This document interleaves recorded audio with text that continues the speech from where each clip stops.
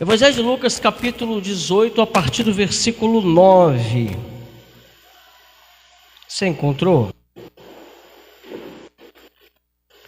Está escrito assim: E disse também esta parábola a uns que confiavam em si mesmos, crendo que eram justos, e desprezavam os outros. 2 homens subiram ao templo a orar, um fariseu e o outro publicano. O fariseu, estando em pé, orava consigo desta maneira: Ó Deus, graças te dou, porque não sou como os demais homens, roubadores, injustos, adúlteros, nem ainda como este publicano. Jejuo 2 vezes na semana e dou os dízimos de tudo quanto possuo. O publicano, porém, estando em pé, de longe, nem ainda queria levantar os olhos ao céu, mas batia no peito e dizia: Ó Deus, tem misericórdia de mim, que sou pecador. Digo-vos que esse desceu justificado para a sua casa, e não aquele, porque qualquer que a si mesmo se exalta será humilhado, e qualquer que a si mesmo se humilha será exaltado. Um dos maiores ensinamentos do Mestre, desde quando começou a ensinar aos seus discípulos, você vai ver lá no sermão das bem-aventuranças, Jesus ele nos ensina a exercitar a empatia para com o próximo. O cristão, ele não deve se orgulhar, ou melhor dizendo, o cristão, de muitas coisas que nos devemos nos orgulhar, uma delas é que nós precisamos exercitar a empatia, o cuidado e o zelo para com o próximo. E quem é o meu próximo? E quem é esse outro? Esse outro pode não ser muitas vezes alguém que professa a mesma fé que eu. Esse próximo pode ser muitas vezes alguém que difere da minha opinião. E esse que é o barato da graça, porque a graça é um favor que nós não merecemos. Efésios 2,18 diz que a salvação, ela vem pela graça. É pela graça, não é pelo homem, para que o homem não se glorie. Porque tudo que o homem pensa, tudo que o homem semeia, um dia ele vai colher. Tudo que nós semeamos, um dia nós vamos colher. Nem que seja aqui ainda vivo nesta terra. Porque todas as nossas ações têm consequências, irmãos. Então quem é esse outro? Esse outro que é diferente de mim e que eu preciso muitas vezes, e que eu troco informações muitas vezes. Quem é esse outro? Quem é esse próximo? Jesus diz que muitas vezes nós devemos dar de beber, muitas vezes nós temos que dar de comer. Porque o cristão, ele precisa ter os ensinamentos de Cristo para exercer isso, não somente no ambiente aonde nós estamos inseridos. Eu costumo dizer, irmãos, que pregar para crente é a coisa mais fácil do mundo. Porque se eu disser para você que Jesus é bom, você vai dizer amém. Amém. Se eu disser para você que Jesus é maravilhoso, você vai dizer amém. Se eu disser para você que Jesus é glorioso, que Jesus é rei, que Jesus é Deus, que Jesus é maravilhoso, você vai concordar comigo em gênero, número e grau. Então pregar para crente é a coisa mais fácil. Viver como crente é a coisa mais fácil do mundo para outro crente. Agora, quem é esse outro? Nós precisamos estar nos relacionando sempre com as pessoas, porque nós somos dependentes das pessoas, independente da fé que elas professam ou não. Eu preciso do cara da padaria, o outro é o cara da padaria, pode ser mulher também, estou dizendo cara, mas pode ser mulher. O outro, eu preciso do outro que trabalha no mercado, eu preciso do outro que mata o boi para chegar a carne até a minha casa.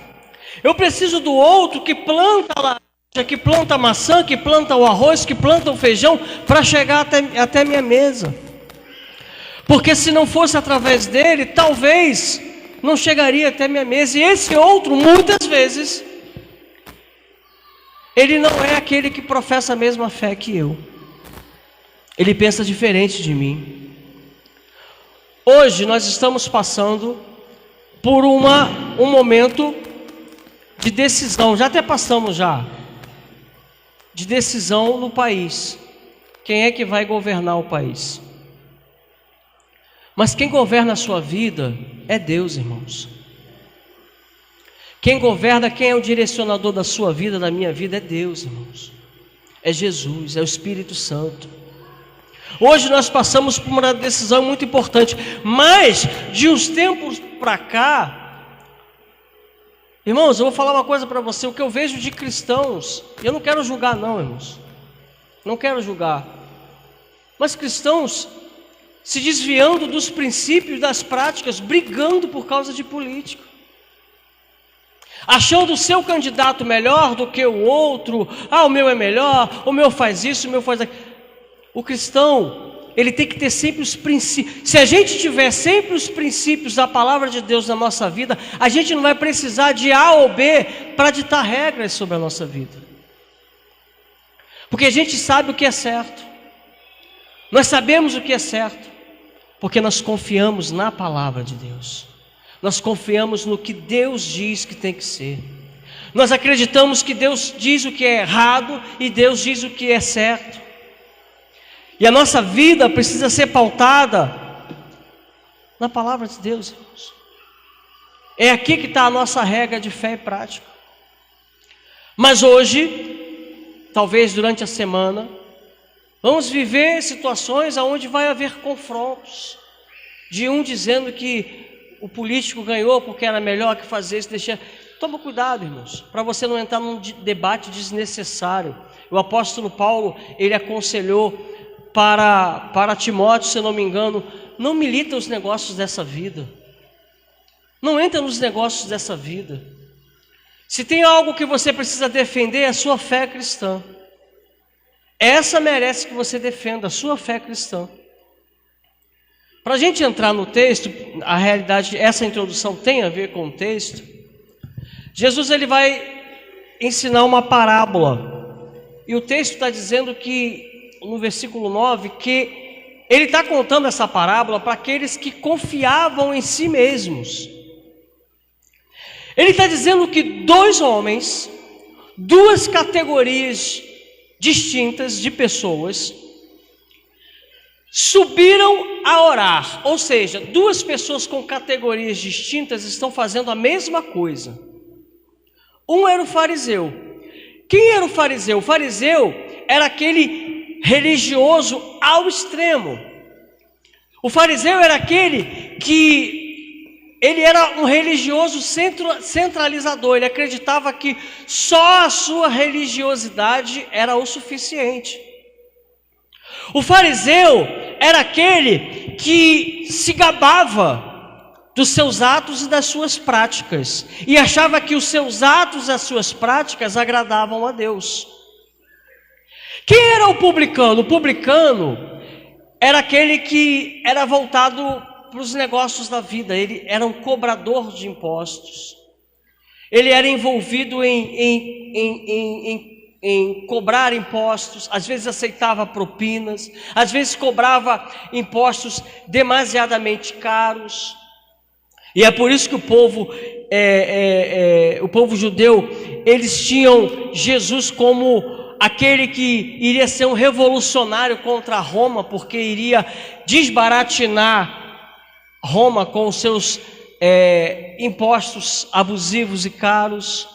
Então existia, para a cultura daquela época, uma briga, uma oposição. E o fariseu, por ser centralizador, Jesus, desde o Sermão da Montanha, ele vai falando sobre os fariseus, sobre as atitudes do fariseu. Ele falou sobre o publicano também, mas nós vamos falar aqui. Em Mateus 23, Jesus fala sobre as atitudes que o fariseu tinha. Ele cobrava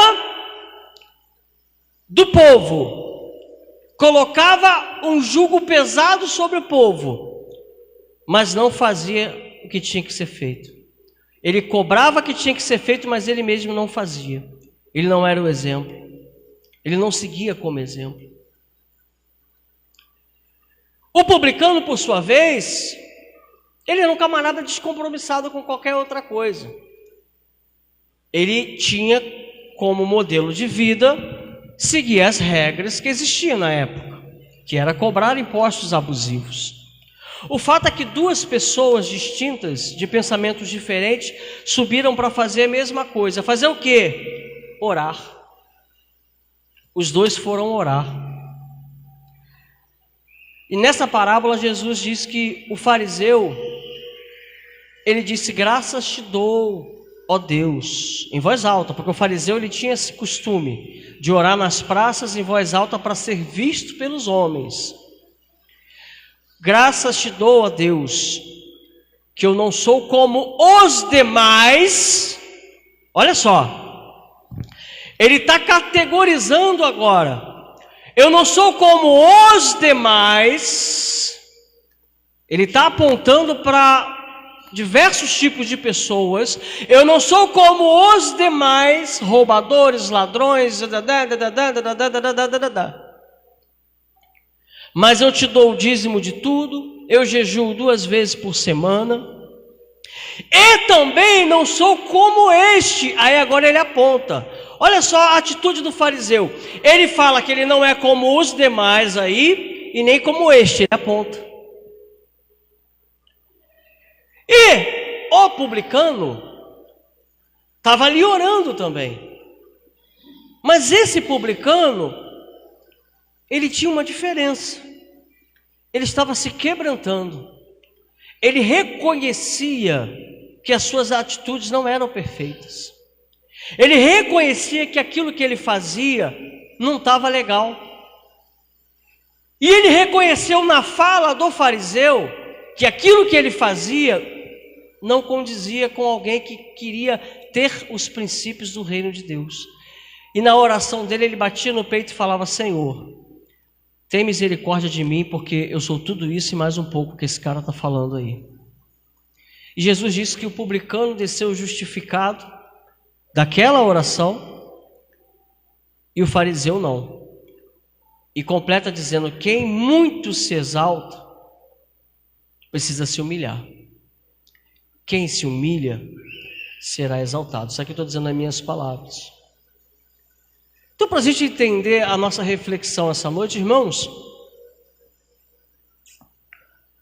o primeiro ponto que eu queria destacar para os irmãos é que quando a gente pensa que a nossa justiça ela é melhor, somos mais justos do que os outros, independente de quem seja, se está na igreja ou se está lá fora, a gente está caminhando no caminho errado. Quando pensamos que somos mais justos do que os outros, a gente está caminhando o caminho errado. Uma vez 2 discípulos discutiam no caminho e Jesus perguntou o que eles estavam discutindo e eles falaram: Senhor, nós queremos saber qual de nós é o maior aqui no bando dos discípulos. E aí Jesus disse: aquele que se colocar como menor. Ministério, independente de qual seja, se é pastor, se é diácono, se é obreiro, ou se é simplesmente um colaborador, ou é simplesmente um irmão, nós vivemos para servir uns aos outros. E o barato da gente viver em comunidade é reconhecer isso, que um precisa do outro, que um vai depender do outro sempre, que hoje talvez eu não esteja nas condições que eu gostaria de estar. Talvez eu precise de alguma coisa, mas eu sei que se eu estou numa comunidade que acolhe, se eu estou no ministério que tenho olhos abertos para isso, eu sei que o dia que eu precisar, o ministério ao qual eu sirvo a Deus vai estender as mãos para mim. Viver em comunidade é não se fazer como esse fariseu se fazia, se achando mais justo do que qualquer outro, que as práticas dele eram as melhores práticas do que qualquer outro. Irmão, deixa eu falar uma coisa para vocês: prática religiosa não leva ninguém para o céu. Ritual religioso não leva ninguém para o céu. Eu vou contar algumas coisas rapidamente sobre a minha trajetória até aqui, sobre algumas coisas que eu já passei. Certa vez, eu tinha acabado de ser ordenado ao ministério pastoral, fresquinho. E aí eu sempre, quando o Andrei era pequeno, o Andrei estudava no colégio Luiz de Lemos. Eu levava o Andrei, que ele era pequenininho, e levei ele para o colégio. Mas, irmãos, eu sempre andei na rua de bermuda e camiseta. Sempre andei na rua de bermuda e de camiseta. Você sempre vai me ver assim na rua. Só não vai me ver sem camisa, porque eu também não quero mostrar muito os dotes, né? Mas eu sempre andei de camiseta e bermuda na rua. Recém-ordenado, está indo eu levar o Andrei para o colégio dos Lemos. Eu encontrei um irmão que é muito conhecido pelo bairro aqui, tá, irmãos? E ele também estava já com uma trajetória de caminhada. E aí eu levei o Andrei. Quando eu estou voltando na esquina, eu tinha passado por ele, tinha andado a paz. Quando eu voltei, ele estava ali, e aí ele me abordou dizendo o seguinte: graça e paz, irmão, tudo bem? Tudo bem. O irmão agora é do ministério, né? Eu falei: só assim, pela misericórdia do Senhor, aquela coisa toda, né? Aí ele falou assim: ó, Deus manda te dizer uma coisa. Eu falei: sim, diga. Deus quer você assim, ó. Aí apontou para a manga e apontou para cá, ataviado. Aí eu falei: amém, irmão, amém. Só que naquela época, irmãos, pensa em alguém recentemente ordenado. Eu estava mergulhado no pote de azeite. Aí eu cheguei para ele e falei assim: irmão, com todo respeito, deixa eu te falar uma coisa. Não projeta na vida das pessoas aquilo que Deus quer para a sua vida. Irmão, eu tenho tanto... E olha, naquela época, eu digo que eu estava mergulhado no pote de azeite, que eu falei com tanta propriedade e tanta autoridade, que eu falei assim: irmão, eu tenho tanta intimidade com Deus, que se Deus quiser falar comigo para andar da forma que o irmão está dizendo, Deus vai falar. Mas ainda não falou, irmão. Então não projeta na vida das pessoas aquilo que Deus quer para você. Se você quer andar assim, num calor de 40 graus, amém, é você que vai andar. Não, irmão, não rejeita a profecia. Não, irmão, desculpa, mas Deus chamou você para ser assim. E aí, com muito carinho, com muito respeito, eu despedi aquele irmão, eu fui para minha casa. Alguns anos depois, eu fui convidado para pregar no ministério, era culto jovem. Como era culto jovem, eu imaginei, eu nem parei para prestar atenção, que poderia ser um ministério mais conservador, né? Mais rígido. E eu fui de calça jeans, camiseta e sapatênis. Entrei e nunca tive o costume de sentar na frente, eu sempre gostei de sentar atrás. Começou as pessoas a chegaram alguns irmãos ataviados, com terno, gravata, e eu não. E aí eu estou vendo o pessoal assim, ó, procurando o pregador. E aí primeiro foram nos de gravata. Aí foram nos de gravata: você que é o pastor antes, você que é o pastor, você que... Não. Aí daqui a pouco foram... Aí chegaram: deve ser aquele irmão, só pode ser aquele irmão. Aí chegaram até a mim. O que eu estou querendo dizer com isso, irmãos? A gente precisa respeitar em primeiro lugar a opção de cada um. Mas roupa, vestimenta, prática, ritual religioso não salva ninguém. Nós temos que parar muitas vezes de mandar pessoas para o inferno se Jesus nunca mandou a gente mandar essa pessoa para o inferno. Aliás, em lugar nenhum da Bíblia está dizendo, pregue dizendo que a pessoa não se converter, ela vai para o inferno. Isso não é nosso papel. Isso é papel do dia do julgamento, do grande juiz. É ele quem vai determinar quem vai para o céu e quem vai para o inferno. O nosso papel é amar, amém, irmãos? Aliás, deixa eu falar uma coisa. Você sabe por que a Bíblia nos ensina? Se teu inimigo tem fome, dá de comer. Se teu inimigo tem sede, dá de beber. Você sabe por que a Bíblia ensina isso? Porque não necessariamente o meu e o seu inimigo é inimigo de Deus. Às vezes Deus está nos usando para abençoar aquele a quem Ele também ama igual a nós. Então muitas vezes o nosso inimigo não é inimigo de Deus. Muitas vezes aquele que denominamos como inimigo, as práticas deles e os princípios dele é muito mais valoroso do que as nossas práticas. Segundo tópico que eu quero, que é quase igual ao primeiro, quando nós pensamos que somos mais espirituais do que qualquer um, estamos caminhando para o caminho errado. Primeiro tópico é quando achamos que somos mais justos do que qualquer um. Segundo, quando achamos que somos mais espirituais do que qualquer outro, estamos caminhando para o caminho errado. Não é isso que a Bíblia ensina. A Bíblia ensina que devemos ser apoio um dos outros, devemos ajudar os com menos capacidade, mas nunca se colocar como maior e sempre como menor. É Deus quem nos ensina. Eu estou usando, irmãos, exemplo da minha vida.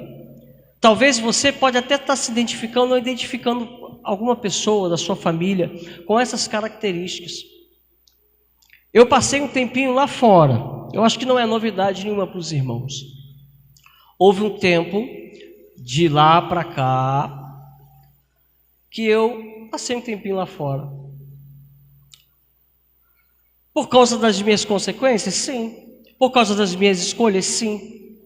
Porque muitas vezes a gente usa essa palavra de se desviar como um tom pejorativo para muitas pessoas.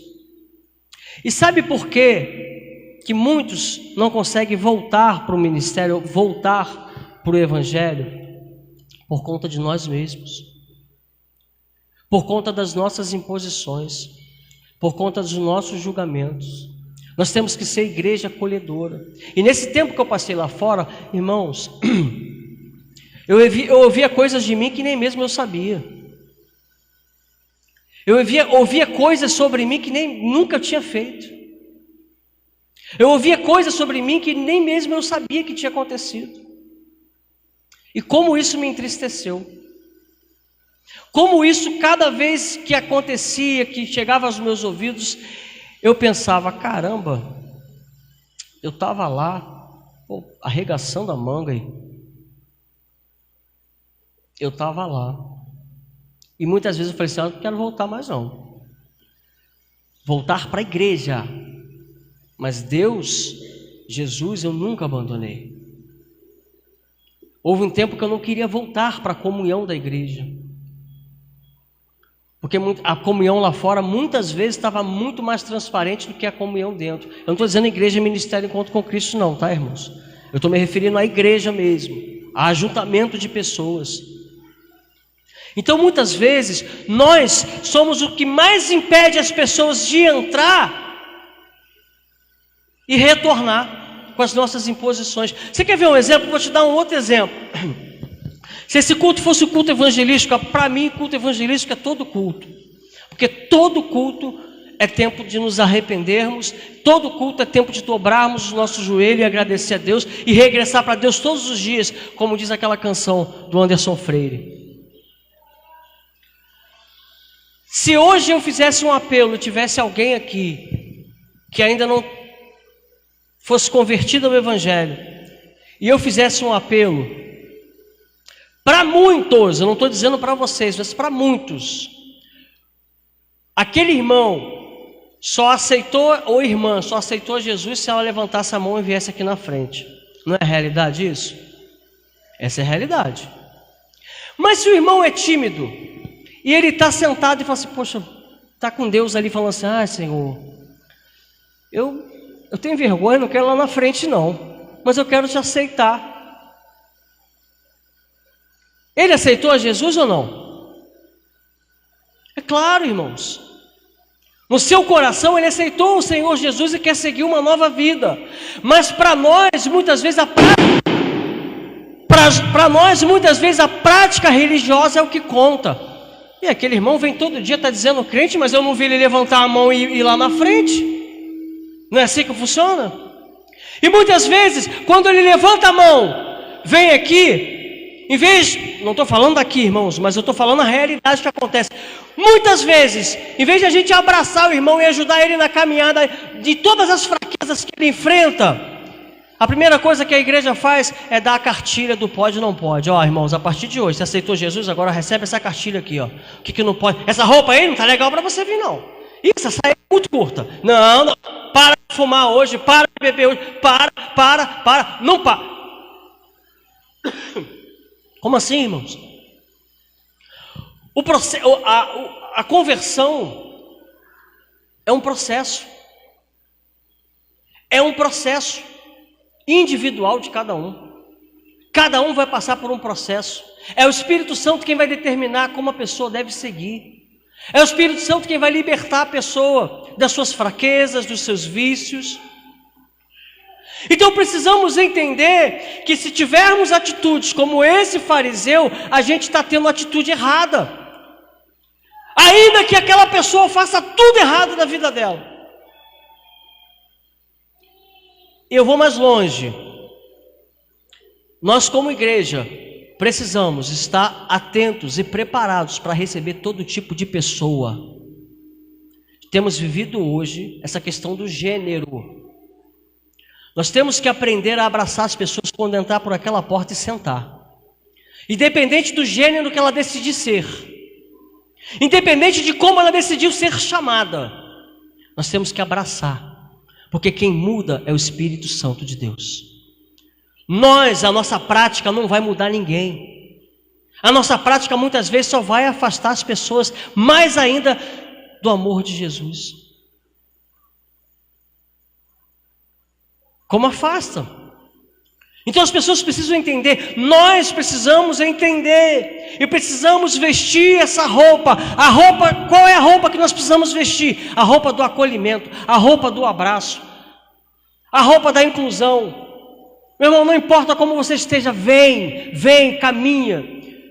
Eu tive um amigo que já foi desse ministério aqui, que agora descansa em Jesus, que era o Jair. Músico da noite, gente boa pra caramba. A minha esposa falava assim, cara, não sei como é que você aguenta. Ele fala muito, ele tinha uma mania de falar muito mesmo. O William conheceu, o pastor conheceu. Não sei se ele chegou a se batizar aqui. Ele falava, se batizou, né? Aí a gente sempre conversava, e ele falou assim, Anderson, eu quero parar de fumar primeiro, depois eu ir, sabe? Estou fumando muito. Aí eu falava para ele, Jair, para com isso, cara. Você não tem que deixar de fazer para ir, você tem que ir para depois você deixar de fazer. Enquanto a gente ficar com essas imposições, as pessoas não vão entrar. Não importa, o camarada pode chegar aqui bêbado, batendo de um lado para o outro, vamos abraçar. O camarada pode chegar aqui, irmãos, é homem, está com vestido, não importa, senta aí, vamos abraçar. Quem muda é o Espírito Santo de Deus. É mulher, está vestida de calça como homem, não importa. Quem muda é o Espírito Santo de Deus. Quem está perdendo, gente, é a igreja. A gente pode ter a oportunidade de abraçar mais pessoas, mas a gente só quer abraçar aqueles que são iguais a nós. A gente só quer abraçar aqueles que dão sorrisos iguais a nós. A gente só quer acolher aqueles que gritam glória e aleluia, mas aquele que fala palavrão a gente não quer abraçar. Essa não é a igreja que Jesus determinou e desenhou e organizou para ser. A igreja que Jesus abraçou, a igreja que Jesus iniciou, é uma igreja imperfeita, com Pedro que andou armado em todo o ministério com a espada, e no final, quando apanharam Jesus, ele sacou a sua espada e cortou a orelha de Malco. E Jesus falou: Pedro, guarda a sua espada. Não falou nada: Pedro, lança essa espada para lá, rapaz, vai andar armado. Não, guarda a sua espada, porque quem com ferro fere, com ferro será ferido. A igreja de Jesus é aquela que tinha Judas como o cara que guardava a tesouraria, mas é o cara que traiu Jesus. Você já viu um crente incrédulo? Porque se é crente, né, existe uma coisa errada aí. Se é crente, é crente. Mas o Tomé é o cara que andou com Jesus durante a jornada toda e o cara não acreditava em Jesus. Era incrédulo. A igreja de Jesus tinha prostituta. A igreja de Jesus tinha viciado. A igreja de Jesus que Jesus iniciou tinha pessoas imperfeitas, porque perfeito era Ele. Era Ele quem tornava as pessoas perfeitas. Era Ele quem ajudava as pessoas a se levantar das suas fraquezas. Era Ele quem, uma mulher adúltera foi apanhada em adultério, a ponto de ser apedrejada, e Jesus estava ali, era o único que tinha condições de jogar pedra naquela mulher, porque ele era judeu e tinha que cumprir a lei. Mas os fariseus disseram: mestre, na lei está dizendo que devemos apedrejá-la, e tu, o que dizes? Aquele que não, dentre vós, não tiver pecado, seja o primeiro a atirar pedra contra ela. Essa é a igreja de Jesus. Sabe, não é, eu penso que o que Jesus quer de nós é que o que a gente for aqui, a gente tem que ser em casa, a gente tem que ser no trabalho, a gente tem que ser verdadeiro, a gente tem que ser justo, procurar ser justo, verdadeiro, transparente. Não dá, eu tenho minhas fraquezas, eu vou caminhar, um dia eu vou me libertar. Essa é a igreja do Senhor Jesus. Agora, o terceiro ponto é não se conformar também com o Estado, porque o publicano, ele desceu justificado por causa da oração dele, mas ele não deixava de ser publicano, porque ele ainda tinha que cobrar impostos, aceitar propina e uma porção de coisas que Jesus não aprova. Mas para aquele momento Jesus aprovou a conduta dele diante da oração. Porque tem gente também, eu falei aqui um pouco da igreja e da não aceitação, mas tem gente também que está num estado, mas não quer tomar iniciativa. É por isso que eu não sou crente, para ser assim, não. Tem que assumir a responsabilidade. Se desviou, foi por causa de você. Saiu fora da linha, foi por conta de você, das suas atitudes. Então volta. Não usar o argumento do publicano para falar assim: não vou não, sabe, eu estou muito fraco, não vou não, não. Nós temos que assumir a responsabilidade das nossas ações. Que muita gente também não volta, teve oportunidade para voltar aos braços do Pai, reconheceu que estava errado e teve oportunidade, e não volta porque está no comodismo também. Essa é uma das grandes realidades. Então, irmãos, para a gente finalizar, a igreja que o Senhor Jesus quer que nós sejamos, não é uma igreja repleta de práticas, mas sem praticar o amor, sem praticar o estender de mãos, o estender de braços. A igreja que o Senhor quer que a gente seja é aquela que vai além dessas quatro paredes, Porque é muito fácil, é igual aquele hino do Sérgio Lopes. Falar de amor é fácil. Falar de amor é a coisa mais fácil. Pregar para crente então é a coisa mais fácil. Difícil realmente é vivenciar todos os dias. Eu vou fazer uma pergunta, você não precisa responder, porque eu não quero fazer pergunta aqui para constranger ninguém. Mas eu tenho certeza, eu vou falar para mim. Na minha família, tem viciado, já teve viciado. Tem alcoólatra, já teve alcoólatra. Na minha família tem homossexual, já teve homossexual. E eu não deixo de amar nenhum deles.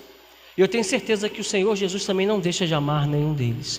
Porque é através das minhas atitudes para com eles, é que um dia, se for da vontade deles, porque a vontade de Deus é que todos se salvem, amém, irmãos? Mas um dia, se for da vontade deles, eles vêm para o braço do Pai. Mas a minha parte eu preciso fazer para com eles, amá-los, respeitá-lo pela opinião, respeitá-lo, vou continuar amando, respeitando o meu parente, o meu próximo, o outro, seja quem for, pela opinião política dele. Não vai mudar em nada, não precisa mudar em nada. Eu não sei como é que vai ser o desfecho dessa semana, irmãos, mas como a gente precisa se comportar, é como um cristão. Parabéns, seu político ganhou? Parabéns, eu espero que ele faça tudo que ele está dizendo que fez, tá bom? Parabéns. E você vai continuar na mesma, porque quem comanda a sua vida é o Senhor Jesus. Amém, irmãos? Se coloca de pé em nome do Senhor Jesus. Eu vou cantar uma canção aqui.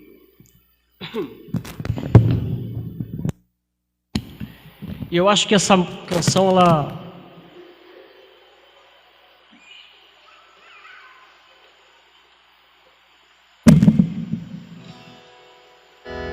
essa canção ela tem muito a ver até com a jornada de algumas pessoas, inclusive a minha.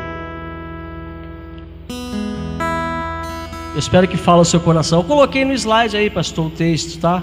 Esse mesmo aplicativo que a gente usa. Chama-se Marcas da Vida. Ela é do pastor Lucas. Eu gosto muito dessa canção.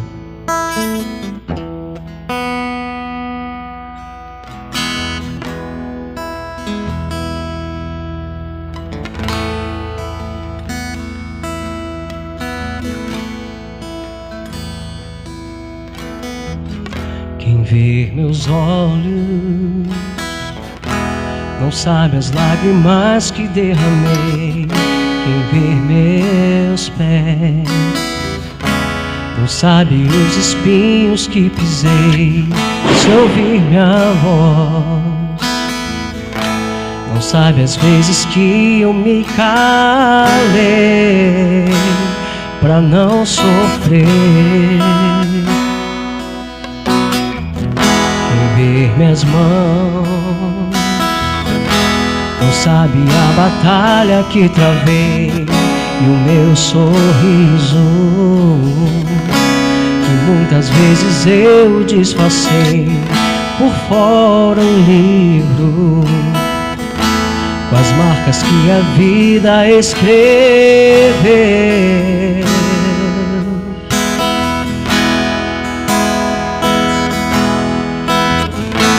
E diante das coisas que eu não pude evitar, eu encontrei abrigo até tudo passar. Na vida tenho tempo pra sorrir e pra chorar, mas em tudo eu vejo as mãos do meu Deus ali guardar. Meu passado é uma história, está sendo escrito por um Deus e que cuida de mim com muito amor. Já passei por coisas da vida, hoje eu quero as coisas de Deus, eu vou viver o sobrenatural, mesmo depois de tudo que passei.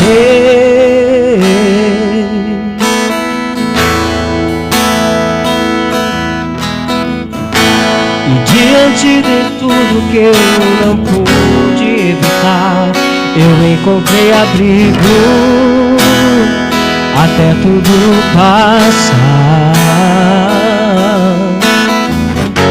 Na vida tenho tempo pra sorrir e pra chorar, mas em tudo eu vejo as mãos do meu Deus a me guardar. Meu passado é uma história, meu futuro está sendo escrito por um Deus e que cuida de mim com muito amor. Já passei por coisas da vida, hoje eu quero as coisas de Deus, eu vou viver o sobrenatural, mesmo depois de tudo que passei. Feche seus olhos por um instante.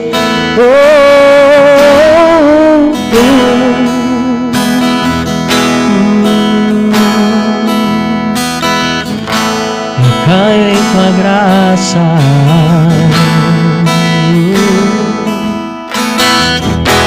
recaio de novo em suas mãos, recaio em tua graça. Só a sua graça, Senhor, sobre nossas vidas. Recaio de novo em suas mãos. Você pode dizer isso? Senhor, recaio em sua graça. Recaio em sua graça.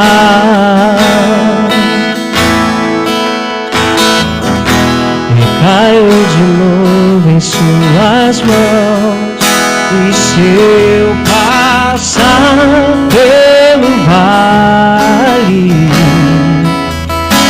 acharei conforto em teu amor, pois eu sei que és aquele que me guarda, me guarda.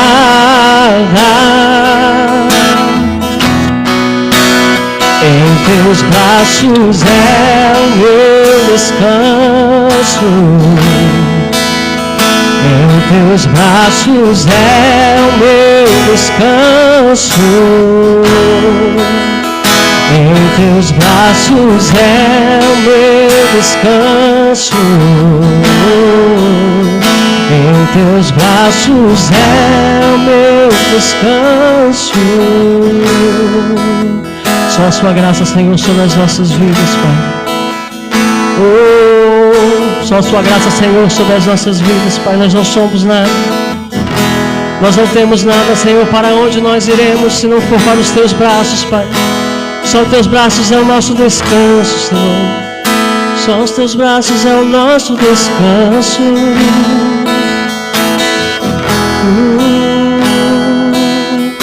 E diga: seu Pai,